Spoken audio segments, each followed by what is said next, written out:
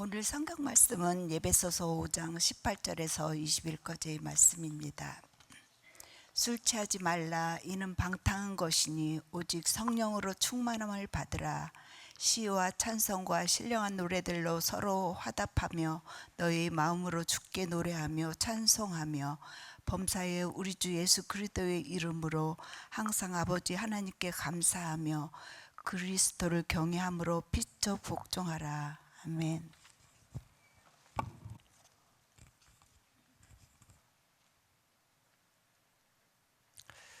지난 주일은 고려신학대학원 주일이었고 두 주일 전 말씀을 생각해 보려고 합니다. 지혜로운 삶을 살라는 제목으로 말씀을 드렸습니다. 우리가 하나님의 자녀고 빛의 자녀이기 때문에 하나님과 빛의 자녀로 잘 살고 있는지 지혜로운 사람은 세 가지 목록을 가지고 자신을 돌아보고 살펴야 한다 했습니다. 첫 번째 목록이 세월을 아끼는가. 왜 휴가를 가면 하루하루가 아깝습니다. 이거 내가 얼마 만에 쉬는 건데, 여기 온다고 내가 얼마를 들였는데, 이런 생각 때문에 하루도 아깝고 한시도 허투루 보내지 않으려고 합니다. 우리가 언제 주님 앞에 서게 될지 아무도 모릅니다. 아무 생각 없이 시간을 보내면 그 시간은 바다로 흘러가는데, 어느 바다입니까? 악이라고 하는 바다로 흘러가는 중입니다. 그 가운데 시간을 낚아야 된다, 건져내야 된다라는 말을 드렸습니다. 두 번째, 우리를 살펴야 될 목록은 하나님의 뜻을 이해하는가입니다. 세월을 어떻게 아낄 수 있을까요? 열심히 살고 바쁘기만 산다고 시간을 아끼는 게, 세월을 아끼는 게 아닙니다. 하나님과 별로 상관없이 내 뜻과 내 욕망만 좇아서 삽니다. 그러면 그 사람은 아무리 바쁘게 살았어도 세월을 아낀 건 아닙니다. 시간의 주인이 하나님이시기 때문에 하나님의 뜻이 무엇인지를 이해하고 그 뜻에 순종해서 살아야 세월을 아끼는 것입니다. 세 번째, 성령 충만한가. 하나님의 뜻을 이해하기 위해서 필요한 것이 성령 충만입니다. 성령 충만해야 하나님의 뜻을 이해합니다. 하나님의 뜻을 이해해야 세월을 아낍니다. 반대로 내 마음, 내 중심에 자기 자신, 성령이 아니라 자기 자신으로 충만합니다. 그러면 내 뜻 좇아서 살아갑니다. 내 뜻 좇아서 사는 사람은 아무리 바쁘게 살아도 세월을 아끼는 사람이 아니라는 것입니다. 여러분, 이것이 우리가 성령 충만을 받아야 할 이유입니다. 많은 사람이 성령 충만에 대해서 오해합니다. 성령 충만을 받아야 할 이유를 이야기하면서 방언이나 병고침, 예언기도, 어려운 문제를 해결하는 비결이라고 말합니다. 물론 성령 충만이 이런 은사나 사역으로 나타나기도 합니다. 교회에서도 마찬가지입니다. 그동안 교회에서 성령 충만을 많이 강조했습니다. 그런데 이걸 교회 성장의 방편이나 도구로 생각했습니다. 성령 충만해서 전도 열심히 하고 능력이 많이 나타나서 사람들을 많이 모으자, 이렇게 교회 성장의 방편으로 성령 충만을 강조했다면 잘못된 것입니다. 우리가 성령 충만을 구할 때 이유와 동기가 중요합니다. 성령 충만해서 무엇을 할 것입니까? 왜 성령 충만이 필요합니까? 성령 충만은 우리의 요구나 필요를 위해서가 아니라 우리가 그리스도의 장성한 분량이 충만한 데까지 자라기 위해서, 예수 그리스도의 형상을 닮아서 예수님의 제자로 살아가기 위해서, 예수님의 뜻을 알고 세월을 아껴서 지혜로운 삶을 살기 위해서 필요한 것입니다. 새벽기도, 철야기도, 금식기도 많이 하고 봉사 열심히 하고 신앙생활 잘합니다. 하지만 이렇게 열심히 신앙생활하고 소위 충성하시는 분들 중에서도 많은 사람들이 주님의 뜻이 아니라 내 뜻대로 할 때가 있습니다. 이럴 때는 하나님의 뜻을 이루어드리는 게 아닙니다. 하나님을 이용해서 자기 뜻을 이루려고 하는 것입니다. 성령 충만을 생각하면서 우리가 버려야 할 것이 있습니다. 그것은 성령 충만해서 내가 무엇을 이루겠다, 어떤 일을 해야겠다라고 하는 생각입니다. 이것은 주객이 전도된 것입니다. 하나님을 부려먹으려는 마음입니다. 에베소서에서 사도 바울은 성령 충만을 어떤 은사나 사역과 관련해서 말하지 않습니다. 바울은 성도의 삶과 관련하여 성령 충만을 이야기합니다. 우리가 성령 충만을 받아야 할 이유를 성령 충만해서 하나님의 뜻을 분별하라고, 하나님의 뜻을 분별해서 세월을 아끼라고, 그렇게 자신을 살펴서 지혜로운 생활을 하라고, 그렇게 성령 충만의 필요를 도전하는 것입니다. 결국 성령 충만은 우리가 하나님의 자녀, 빛의 자녀, 예수님을 닮은 지혜로운 삶을 살기 위한 기초가 되는 것입니다. 18절에 보면 성령 충만을 말하면서 술 취하지 말라고 말합니다. 이것은 술을 입에 대면 안 된다, 절대로 술을 마시면 안 된다, 꼭 이런 말씀은 아닙니다. 그렇다고 제가 술을 마시라는 말씀을 드리는 것도 아니니까 또 오해하지 마십시오. 술에 취해 보신 적 있으신가요? 저도 대학 다닐 때 술을 마셔본 적이 있었대죠. 부끄럽지만 길거리에서 오바이트도 해본 적이 있습니다. 그런데 술에 취하면 어떻게 됩니까? 내가 나를 컨트롤을 못합니다. 처음 술을 먹은 날 길을 걷는데 길바닥이 울퉁불퉁 막 울렁거리는 거예요. 그리고 이게 막 내 앞으로 오더라고요. 철퍼덕 넘어졌던 적이 있습니다. 술을 먹으면 술이 나를 조종합니다. 평소에는 얌전한 사람이 시끄러워지고 소리를 지르고 노래를 부릅니다. 했던 얘기를 하고 또 합니다. 그러면서 내가 왜 이러는지 모르겠다 생각합니다. 어떤 경우에는 자신이 했던 말, 어떤 행동을 했는지도 잊어버립니다. 필름이 끊긴다고 하죠. 기억을 못하기도 합니다. 술 취한 것입니다. 성령 충만이란 성령에 취한 것이라 볼 수 있습니다. 술에 취하는 것이 방탕하게 되는 것이라면 성령에 취하는 것은 거룩하게 되는 것입니다. 술에 취한 사람은 술 기운으로 말하고 행동하지만 성령에 취한 사람은, 성령에 충만한 사람은 성령에 취해서 성령이 시키시는 대로 말하고 성령이 인도하시는 대로 행동합니다. 성령의 인도하심에 따라서 행동할 때 우리가 어떤 삶을 살게 될까요? 성령 충만의 결과, 오늘 보면은 4가지를 얘기합니다. 19에서 21절에 동사가 4개 나옵니다. 19절에 서로 화답하며 라고 하고, 19절 끝부분에 보니까 노래하며 찬송하며 라고 합니다. 20절에는 감사하며 라고 하고, 21절에는 피차 복종하라고 말합니다. 그런데 이 4개의 동사가 다 분사절로서 어느 동사와 연결이 되는가 하면 18절에 있는 오직 성령으로 충만함을 받으라 라고 하는 명령에 걸립니다. 그러니까 성령으로 충만한 사람이 어떻게 사느냐 하는 것이 19에서 21절에 나오는데 4가지입니다. 하나씩 살펴보면 성령 충만한 사람의 모습은 어떻게 나타났는가? 첫 번째가 교제입니다. 19절 보면 시와 찬송과 신령한 노래들로 서로 화답한다고 합니다. 서로 화답하는 것이 무엇이냐? 나눔과 교제입니다. 사도행전을 보면 부활하신 예수님이 승천하시고 오순절에 성령님께서 임하셨습니다. 그 이후에 교회가 세워졌는데 사도행전 2장 42절은 이때 교회 모임을 이렇게 기록하고 있습니다. 그들이 사도의 가르침을 받아 서로 교제하고 떡을 떼며 오로지 기도하기를 힘쓰니라. 화답이라는 말은 반응하여 대응하고 응대한다는 것입니다. 무엇에 반응하는 걸까요? 하나님의 말씀입니다. 주신 은혜입니다.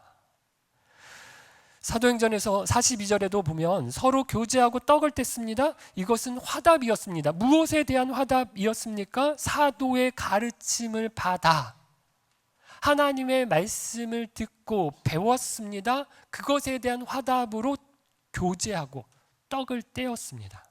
하나님에 대한 화답으로 교제하고 교제를 통해서 또 성도 간에 서로에게 화답함으로 더 풍성한 교제로 나아간 것입니다. 그럼 우리가 목장 모임을 하면서 목장 성경 공부를 합니다. 제가 꼭 하셔야 된다고 계속 강조드리고 있고 어제도 목자 모임에서 꼭 하셔야 한다고 말씀드렸습니다. 주보에 목장 성경 공부라고 해서 있는데 여러분 보시면 어려운 거 아닙니다. 설교 시간에 들었던 말씀을 리뷰하는 정도입니다.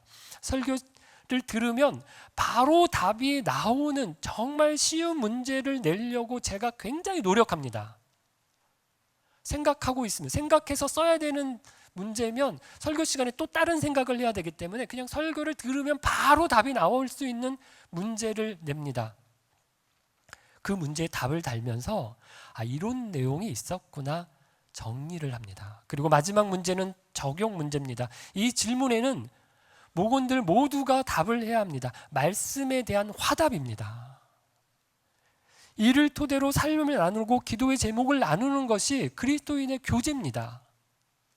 여러분, 말씀의 나눔 없이, 말씀에 대한 화답 없이 그냥 삶을 나누다 보면 이게 그리스도인의 모임인지 세상의 모임인지 구분이 안 될 때가 있습니다. 안 믿는 사람들하고도 얼마든지 나눌 수 있는 내용의 이야기, 그런 수준의 이야기를 할 수도 있습니다. 그래서 여러분, 목장 나눔은 꼭 목장 성경 공부를 가지고 말씀을 나눈 후에 해 주시기를 바랍니다. 우리의 교제는 말씀에 대한 들은, 받은 말씀에 대한 화답이기 때문입니다. 오늘이 새롭게 목장을 재편성하고 처음으로 목장 모임을 갖는 날입니다. 목장 목원들 가운데 처음 만나는 분도 계실 거고 얼굴 인사만 하는 분도 계실 겁니다. 가능한 비슷한 또래의 분들이 모이도록 편성을 해드렸습니다. 좋은 교제가 있기를 바라면서 목장 모임 오늘 처음 시작할 때 좀 이런 목장 모임을 위한 안내를 드리는 게 좋겠다 생각 들여서 몇 가지, 5가지 안내를 드립니다. 첫 번째, 매주 모이시기 바랍니다. 목장 모임의 시간과 장소는 자유롭게 하셔도 됩니다. 우리가 이전에는 목장 모임을 평일에 모여라, 집에서 모여라, 꼭 식사를 해야 한다라고 했습니다. 그러다 보니 목자님들의 부담이 너무 컸습니다. 자연스럽게 부담되니까 목장 모임의 횟수가 줄어들었어요. 저도 좋다고 생각합니다. 평일에 집에서 같이 가정에서 식사를 하는 것이 좋습니다. 그런데 더 중요한 것은 매주 하는 것입니다. 그래서 어떻게 하면 매주 모이실 수 있을까 고민하다가 주일에 모이시라, 교회당에서 모이시라, 교회에서 드리는 김밥 사서 드시라, 그러면 좀 매주 모이시기 더 편하실 것 같아서 부담 덜어드리기 위해서 그렇게 하라고 말씀드렸습니다. 그래서 교회에서 모임을 갖는데 여러분, 가끔 목자나 목원의 가정에 모이시고요, 외부 식당이나 야외에서 모이셔도 좋습니다. 매월 첫째 주일은 전도회가 있는 주일이니 첫째 주일을 빼고 꼭 그럼 긴 시간을 모이지 않으셔도 됩니다. 매주 모이시기를 바랍니다. 두 번째, 나눔을 하실 때 미리 준비하셔서 하시기를 바랍니다. 예배 때는 목사만 설교를 합니다. 근데 제가 이 설교하려고 오래 준비해서 옵니다. 목장에서는 어떻게 보면 모이는 한 사람 한 사람이 설교를 하는 것과 간증을 하는 것과 같습니다. 그래서 모임이 유익하고 알찬 모임이 되려면 나눔을 하실 때 한 사람 한 사람 잘 하셔야 합니다. 그럼 이것이 꼭 감동을 줘야 된다, 교훈을 주어야 된다라는 건 아닙니다. 단지 그 자리에 와서 아무 생각 없이 그 자리에 와서 급하게 생각하지 마시라는 거예요. 다른 사람 이야기하실 때 막 나는 뭐 얘기하지? 그렇게 준비하지 마시기 바라는 겁니다. 미리 어떤 나눔을 할지 생각해 오시라는 것입니다. 한 주 동안에 내 삶에 가장 중요한 이슈가 되었던 것이 무엇인지, 요즘 내게 가장 많은 영향을 미치고 많이 생각하는 것은 무엇인지, 기도하고 있는 것, 고민하고 있는 것, 내가 감사할 것이 무엇인지 생각해 오셔서 나누시기를 바랍니다. 세 번째, 주의하실 건 다른 사람 이야기하지 마시고 내 이야기 하십시오. 정치, 스포츠, 드라마, 예능, 주식, 교회 이야기도 식사하시면서 자연스럽게 할 수는 있습니다. 그런데 나눔 시간에는 하지 마시기 바랍니다. 또 일주일을 쭉 훑으면서 이야기하시는 분들도 있습니다. 가령 월요일에는 내가 뭐 했고요, 화요일 날에는 뭐 했었고요, 수요일 날에는 무슨 일이 있었고요, 제가 집에서는 뭐가 있었고 무슨 일이 있었고 직장에서는 어떤 게, 이렇게 나열식으로 나눔을 하시는 분들도 있는데 좋은 나눔 아닙니다. 깊은 나눔이 안 되고 수박 겉핥기식으로 이야기하기 쉽기 때문입니다. 가능하면 깊이 있는 나눔이 되려면 좋겠는데 그렇다고 여러분 신앙적인 이야기만 하라는 게 아닙니다. 일상에서 느끼는 자기 이야기, 여러분 어려우면 감사하는 것, 기도 제목 말하시기를 바랍니다. 네 번째 주의할 것은 시간입니다. 혼자 오래 말하지 않도록 하십시오. 설교 시간에는 저 혼자 말합니다. 그런데 목장 모임까지 가서 한 분이 혼자 말하면 어떨까요? 예배를 2번 드리는 것 같이 느껴집니다. 힘듭니다.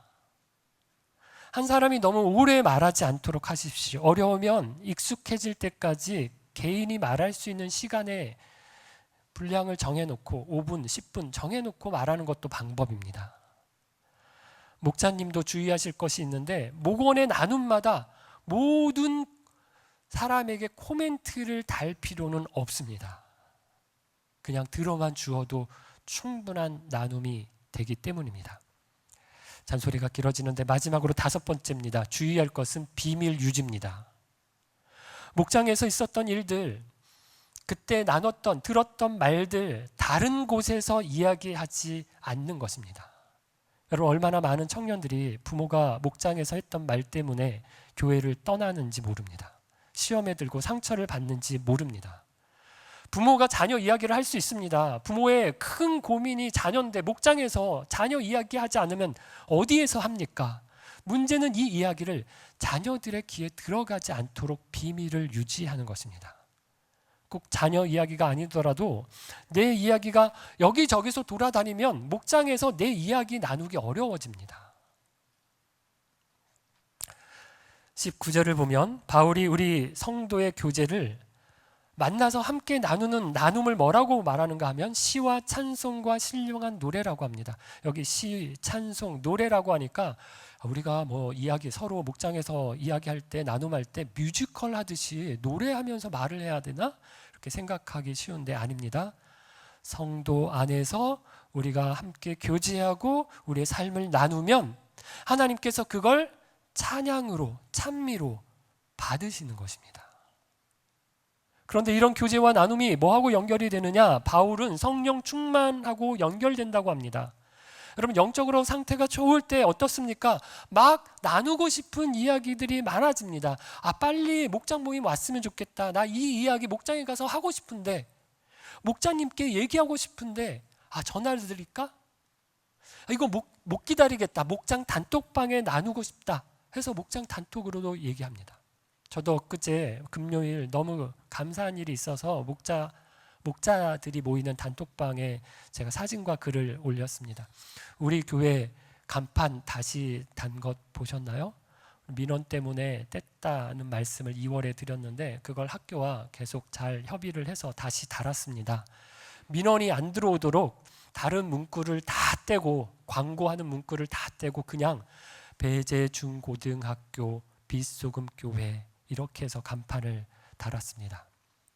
오랫동안 고민이었고 우리 교회가 여기 이 학교 안에 있다는 것, 십자가가 있는 것도 아니고 빛소금교회 예배당에 있는 것도 아니기 때문에 간판이 중요해서 목자님들과 함께 고민하며 기도한 일이었기 때문에 간판을 달고 바로 나누고 싶은 겁니다. 현장에서 사진을 찍어온 분이 있어서 사진을 받자마자 목자 단독방에 올려서 나눈 기억이 있습니다. 여러분 우리가 하나님과의 영적 관계가 어떤지 알려면 우리 마음에 모임을 생각하는 우리의 상태를 보면 됩니다. 우리의 영적 상태가 좋으면 모임에 적극적으로 참여합니다. 영적 상태가 나쁘면 모임이 있어도 나가고 싶지 않습니다. 나가도 별로 말하고 싶지 않습니다. 연락이 와도 답하지 않습니다. 성령 충만의 첫 번째는 교제입니다. 모임에 나가기 싫고 목장에 나가도 마음 열어서 나누기 싫을 때가 있습니다. 이때가 성령의 충만함이 필요한 때입니다. 더욱 성령 충만함을 위해 기도하기를 바랍니다. 성령 충만한 사람의 두 번째 모습은 예배입니다. 19절 뒷부분을 보면 너희의 마음으로 주께 노래하며 찬송하며 라고 말씀합니다. 여러분 성령으로 충만해졌을 때를 생각해 보십시오. 은혜 받았을 때 우리에게 나타나는 두드러진 특징 가운데 하나는 마음으로부터 찬양이 터져 나온다는 것입니다. 제가 터져 나온다고 말씀을 드렸는데 이 말씀이 무슨 말인지 이해하십니까? 막으려고 해도 막을 수 없는 상태를 말합니다. 재채기를 하듯이 터져 나오는 것입니다.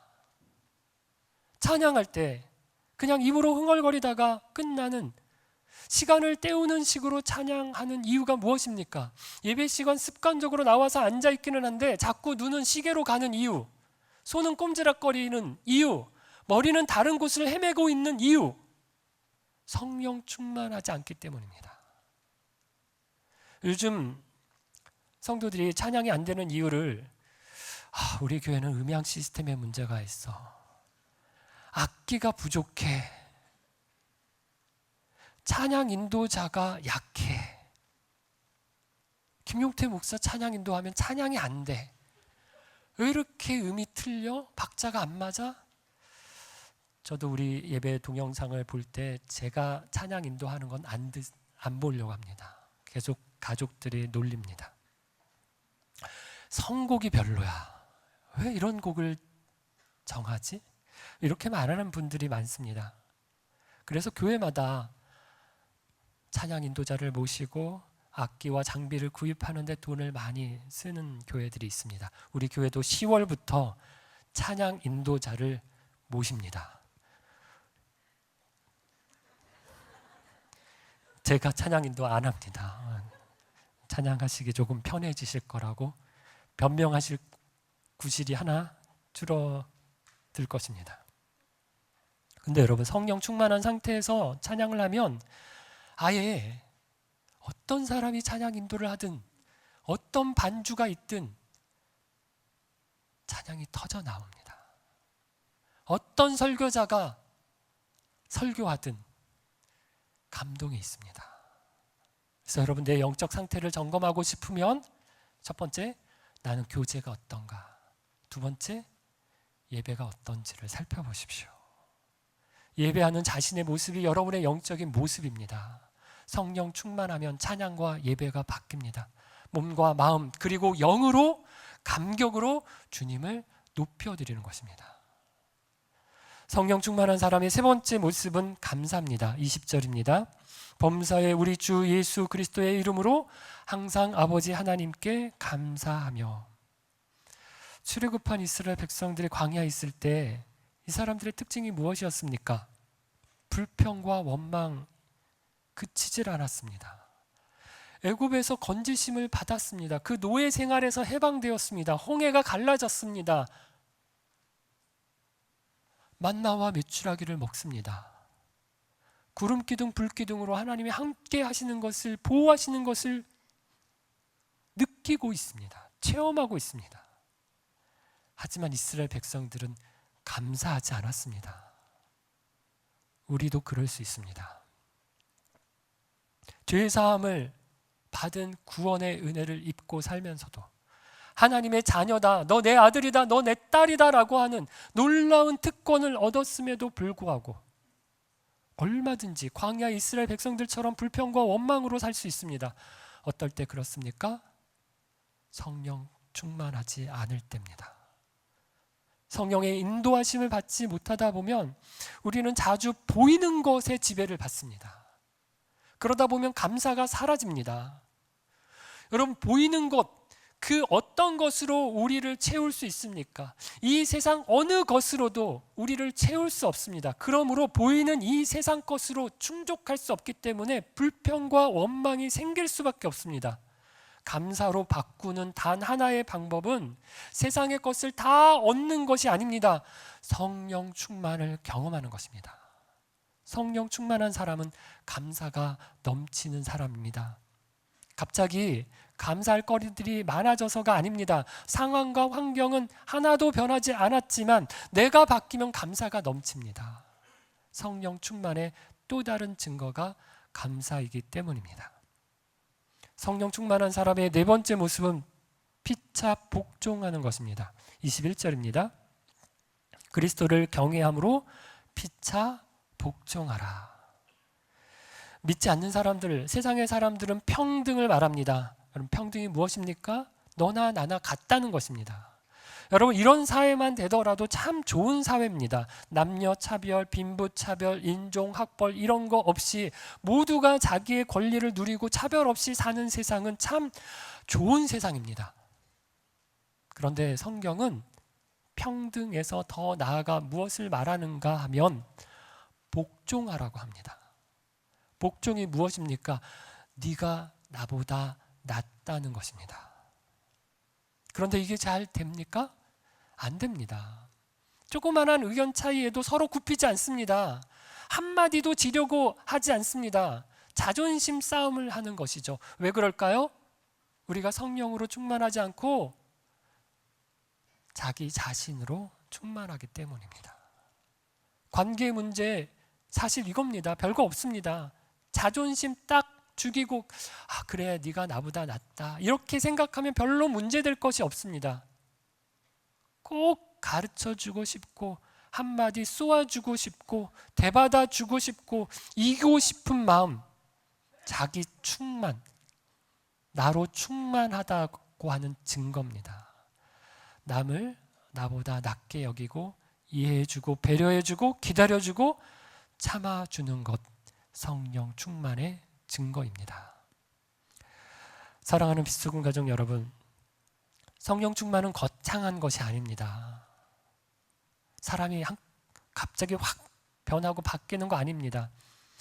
성령론을 전공하시고 우리 고려신학대학원에서 성령론을 가르치신 은퇴하신 분이시지만 성령론을 전공하신 박영동 교수님 2년 전인가 부활주일 저희 사경에 오셔서 말씀을 전해주신 분이죠.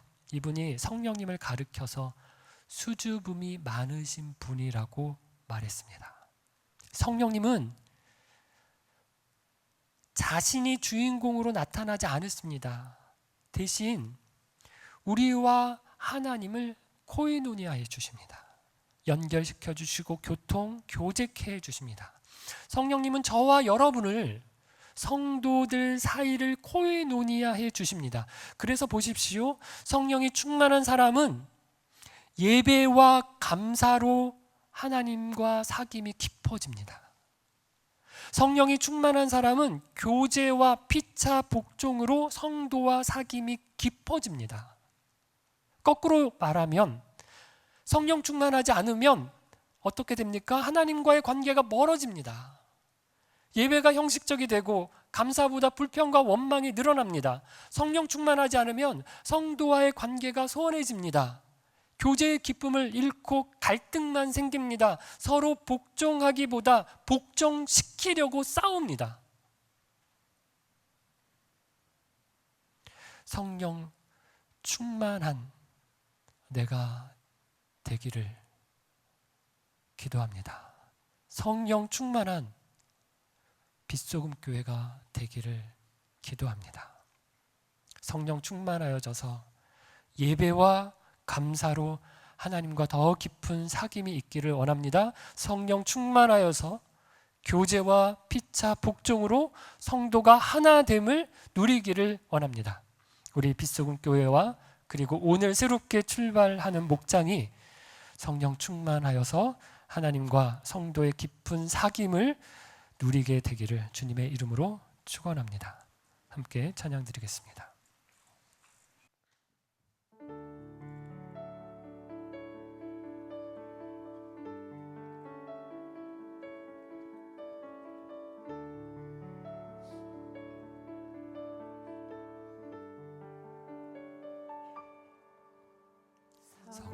성령이여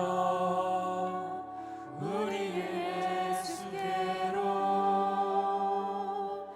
예수여 우리를 아버지께로 아버지 우리를 예수께로 예수여 우리를 성령께로 성령이여 우리를 예수께로 예수여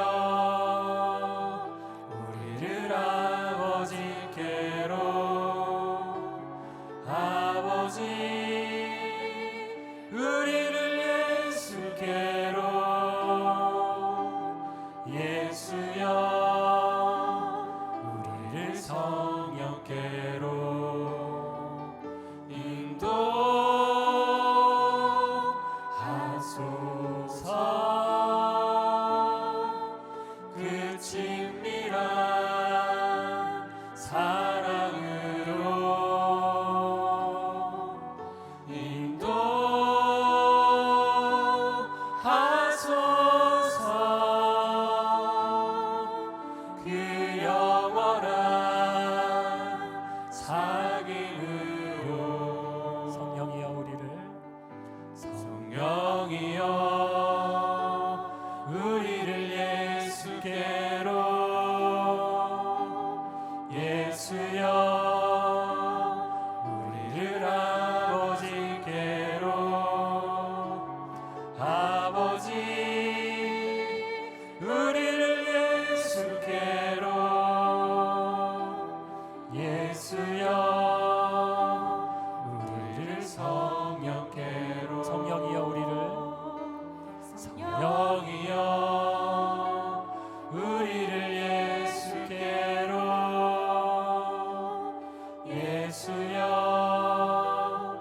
우리를 아버지께로 아버지 우리를 예수께로 예수여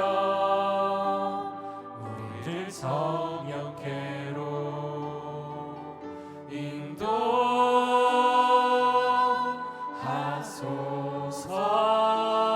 인도하소서 그 친밀한 사랑으로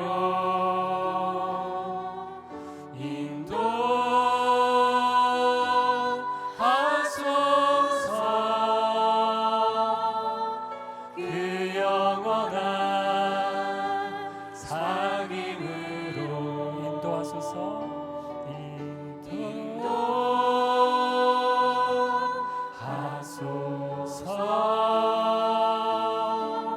그 친밀한 사랑으로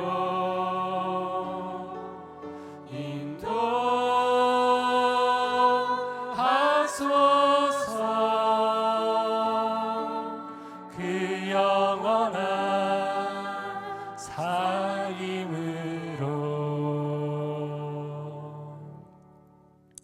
성령 충만은 거창한 것이 아닙니다. 성령 충만은 신비한 은사를 추구하는 것도 아닙니다. 성령 충만은 성령의 인도하심을 받아 영원한 사귐 가운데로 나아가는 것입니다. 주님, 성령의 충만함으로 하나님을 더 깊이 경험하기를 원합니다. 예배할 때 살아계신 하나님을 만나게 하옵소서. 일상의 삶에서 불평과 원망하기보다 하나님께 감사가 넘치게 하옵소서. 주님, 성령 충만함으로 공동체 안에서 성도의 하나됨을 경험하기를 원합니다. 목장으로 모여 교제할 때 진실한 나눔과 교제, 하나님 나라를 누리게 하옵소서. 피차 복종함으로 서로를 세워주는 공동체가 되게 하옵소서. 주님, 성령으로 나를 인도하여 주셔서 하나님과 성도의 더 친밀하고 깊은 사귐으로 나아가게 하옵소서. 함께 성령 충만함을 구하며 기도하겠습니다.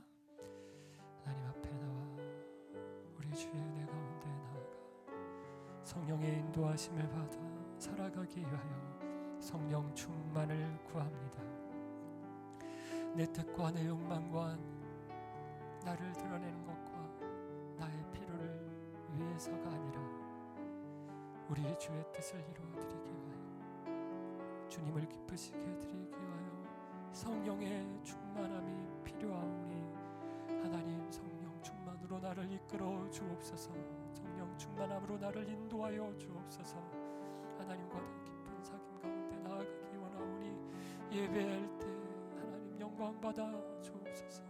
피차의 삶에서 하나님 감사거리가 더 넘치게 하여 주옵소서.